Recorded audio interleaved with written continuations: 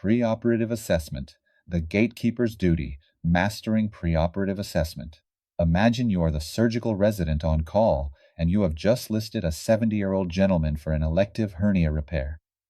On the morning of surgery, as he is being wheeled into the theater, he mentions he gets chest pain whenever he climbs a single flight of stairs. Would you proceed? This is where the art of surgery meets the science of patient safety. Because an operation can be technically perfect, but a poorly prepared patient can still face a catastrophic outcome. Learning objectives. By the end of this short session, you should be able to understand the physiological stress imposed by major surgery, systematically assess a patient's functional reserve through history and examination, categorize surgical risks using standardized tools like the ASA Score, select appropriate investigations based on clinical findings rather than routine batteries. Definition and overview. Preoperative assessment is a multidisciplinary process aimed at identifying a patient's risk factors, optimizing chronic conditions, and formulating a plan to minimize the unwanted physiological effects of surgery.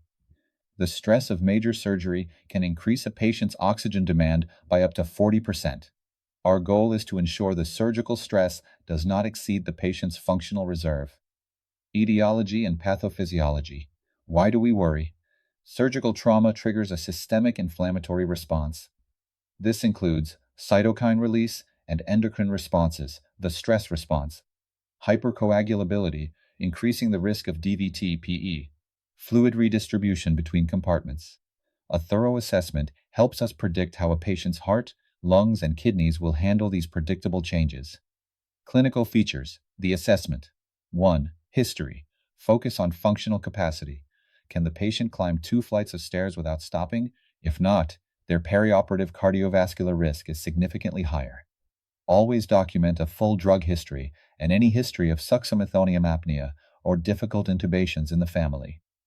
2. Physical examination. At a minimum, perform a cardiorespiratory and airway assessment. Airway. Use the Modified Mallampati Scale, Class 1 to 4. Class 1, fauces, pillars, soft palate and uvula visible. Class 4, only the hard palate is visible. Systems. Look for signs of heart failure, JVP, peripheral edema, valvular murmurs, and wheeze. Investigations.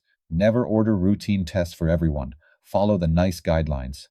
ECG, required for those over 65 or with known cardiovascular renal disease. U&Es, essential for major surgery, patients over 65, or those on diuretics ACE inhibitors. HbA1c, for diabetic patients if not checked in the last 3 months. Pregnancy test, for all women of childbearing age. Chest X-ray, only if clinical signs of new or unstable respiratory disease are present. Management, the optimization plan. Management is about tuning the patient for the theater. Smoking cessation, ideally 4 to 8 weeks before surgery to reduce sputum and carbon monoxide levels. Medications, continue beta-blockers and statins. Omit ACE inhibitors 24 hours prior to avoid intraoperative hypotension. Fasting, the 2-4-6 rule, 2 hours for clear fluids, 4 hours for breast milk, and 6 hours for solids. Diabetes, schedule them first on the list to simplify glucose management. Complications of the disease. An unassessed or poorly optimized patient is a surgical time bomb. Untreated conditions lead to myocardial infarction, especially if surgery is done within 3 to 6 months of a previous MI. Acute renal failure, due to uncorrected dehydration or drug interactions. Respiratory failure. Postoperative pneumonia is a leading cause of death after major abdominal surgery. Complications of surgery treatment, even with good prep. Remain vigilant for DVT/PE. Always assess the need for pharmacological or mechanical prophylaxis. Surgical site infection SSI. Ensure MRSA screening and timely antibiotic prophylaxis. Take-home messages. 1. Functional status is king. If they can't walk 4 blocks or climb 2 flights, they need a formal cardiology review. 2. The ASA Score. Familiarize yourself with this 1 to 5 scale. It's a universal language for surgical risk. 3. Airway First. A Mallampati Class 3 or 4 must be flagged to the anesthetist immediately.